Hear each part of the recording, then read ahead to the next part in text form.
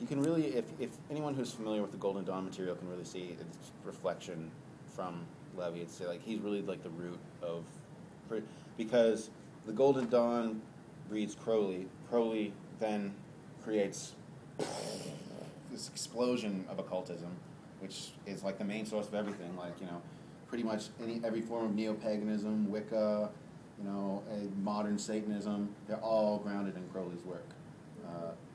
And because Crowley was so significantly grounded in the Golden Dawn, which came from Levi, I mean, the apocryphal story of the formation of the Golden Dawn was essentially you had some Freemasons who got some of Levi's material, like his old books, and they found papers in them explaining Enochian magic. And then they decided to come up with their own secret society to teach people how to use Enochian magic.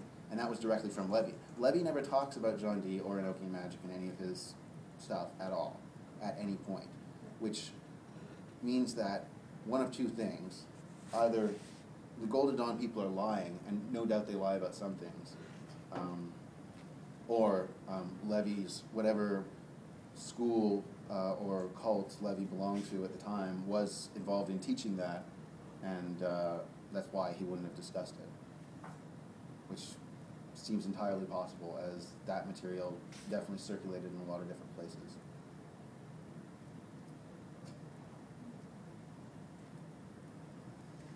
Like when I hear about the stories like about Levi and his hairdresser, it calls to mind the Fräulein Spangle of the Golden Dawn, where they basically they wanted to tell all these other Freemasons that they had got all this great information, and they didn't really want to tell people that they had come up with it themselves, so they made up this adept in Germany and claimed to be like getting all these letters from her, and she was part of another secret society, and that's where they were getting the authority to, because they just didn't want to tell people that they just come up with it, basically. Although maybe she did exist, and I'm an asshole for saying that, but, you know, probably she didn't. I don't think she did. I could be wrong, though. You never know. I've been wrong before. It was 2004. It's December 14th. Those were the days.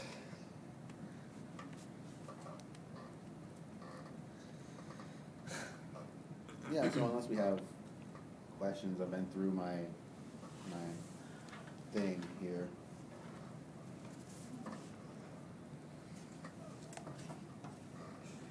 I had to power through that one. There's a lot of stuff in there.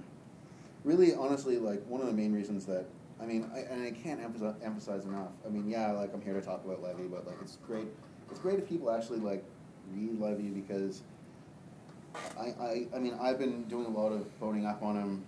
I mean, I try to read his work constantly, honestly, just as I do with Crowley, but sometimes I slip behind, and every time I slip behind a little bit, I forget how good it is. And people who are on my Facebook know that I've been quoting Levi constantly over the last week, because you'll like read something and it's like, oh, I gotta write that down, it's really good, because these great turns of phrase and great way of putting things that really like stimulates your mind, and then you'll get 2 paragraphs down, it's like, oh no, that's a better one, I gotta do that. It's like, yeah, so yeah, that happens constantly. I like that one of the two crutches of science and religion. That's a really good one for meditation. My favorite one was the ink and paper one, actually. What was it? Yeah, just that, that for the atheist to say that being is nothing more than, or existence is nothing more than force and matter, is like saying that a book is nothing more than ink and paper. Okay. And that's really what it is all about at the end of the day. I mean, and this is, I'm not referencing an occult writer, but is anyone familiar with the work of Viktor Frankl? He's a psychologist. His book is called, fuck, I always confuse this with Jung's book. It's not Man's Search for Meaning, it's, I'll remember the book in a second. Anyway, I don't know why I can remember his name, but I can't remember the title of his main book. The point is that he created a form of therapy called logotherapy, which essentially, like, the whole point of this is you get over your shit by making your life mean more, and like packing more meaning into your life, getting more understanding of that. And that's a big part behind the memorizing the tables in 777. I mean, I'm not a huge fan of Israel Regardie, but one of the best pieces of advice he gives you is just like, keep 777 in your mind and take a walk every day. And on that walk, think, you know, I see this color. What Sephiroth does this? Because like, it's all keyed into the tree of life. So it's like, what does this correspond to? Like, what Sephirotic path does that color correspond to? I smell this. What does that correspond to? You know, I see an animal. What does that correspond to? And the more that you keep that in your head, that 10-minute walk turns from just like a stroll in the breeze to a very like meaningful, intense thing where your brain is firing on all cylinders and you're thinking about all these different things. And that's the kind of the thing. This is why like people do crossword puzzles and stuff like that, just to use a completely banal analogy. But I mean, the more that you use different parts of your brain, the more that they work. It's like taking your brain to the gym, basically, to like do it like that.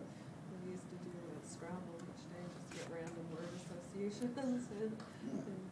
Anything that can make you think is a good thing, and the more you think, the easier it is to think. And 777 is a great way of doing that, and this is why I make the comparison between Levy's idea of evil and Crowley's idea of evil in the sense of parody. The thing. Oh God, I'm not going to quote a movie, am I? As they say in The Usual Suspects, the greatest trick the devil ever pulled was convincing the world he didn't exist. And there's a great amount of truth to that. The more meaning you take out of your life, the more, and that's kind of what we're doing. That's what our culture wants us to do. Is, you know, it's just what it is. It's just ink and paper. We're not supposed to look for a deeper meaning in things. Then that makes us susceptible to two things. One is superstition, because the human brain is hardwired to find meaning in things. And then we start thinking that, you know, because we clipped our toenails, our football team's going to lose, something like that, you know, and then we're finding meaning in completely ridiculous things. And the other thing it opens us up to is advertising, because advertising then comes to replace those associations. If you're not making the association between the sky and Zeus, the sky god, or Anu, or whatever, then you're instead making the associations between logos and companies. And the logos of advertising is very talismanic. It's a direct correlation to talismanic magic, because the whole concept behind that is you're supposed to see a sigil or you see a talisman and it evokes the deity in your mind by looking at it. Whereas, you know, the best comparison I can make is when, you know, I started doing a lot of serious yoga and had an attainment in pratyahara, or the awareness of thought. So it's kind of where you become aware of your own thoughts as though you're standing outside them. I could walk down the aisle in a grocery store and just literally hear all the jingles blasting off in my head when I was looking at the different products, because they had been so deeply ingrained, which is not something that I was aware of before, but was definitely happening before. Like, these things do take place, and if we have other associations and other meanings behind things, and we see red, we don't think Coca-Cola, we think Mars, then that kind of destroys a lot of that power and loosens the grip of our modern life on our consciousnesses, which is key. I mean, I'm not saying that I like Coke myself. It's a nice drink. I'll endorse it. Fuck Pepsi. But, but yeah, that allows us to make our own choices, as opposed to choices that are made under the influence of something else, which is very important.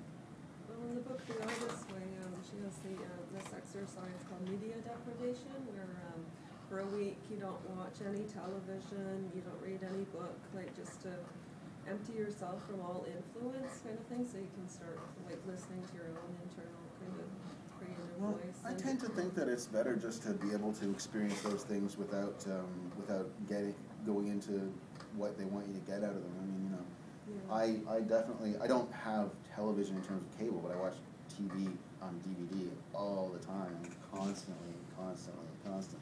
But that's because I'm a writer. I mean, I'm interested in stories. But I don't get invested. The key is to always look for what are they trying to say. Like, if I'm looking at the story, what is it trying to tell me? I mean, and it's interesting because Levy does say some things about this.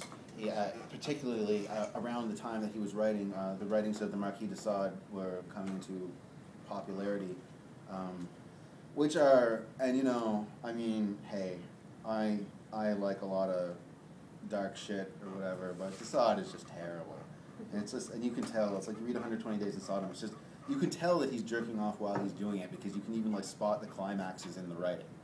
And it's just repetitive disgustingness. And it's completely unnecessary. Yeah, it's completely unnecessary.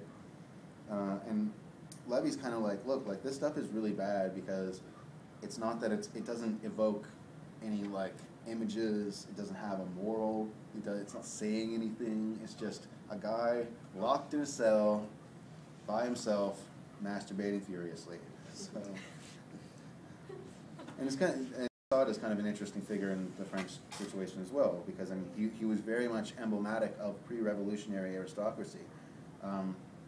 He used to like, and he was actually, interestingly, although we get the term sadist from him, he was more of a masochist. You know, he would hire hookers to come and like put nails through a board and whip him with that, and beat him with that, and like beat him with leather straps and stuff like that. But interestingly, it was one of the hookers that turned him in, not for any of this behavior, but because he was occasionally would get his butler to sodomize him while he was doing it. So it was the gay sex that made them turn him in, not the massive beatings or weird culpophilia. That Albert Fish, that guy who killed, cannibalized children, he used to do some sickling, masochistic things. Yeah, yeah. I know it's. I've only read a little bit of his stuff, it's such a long time ago.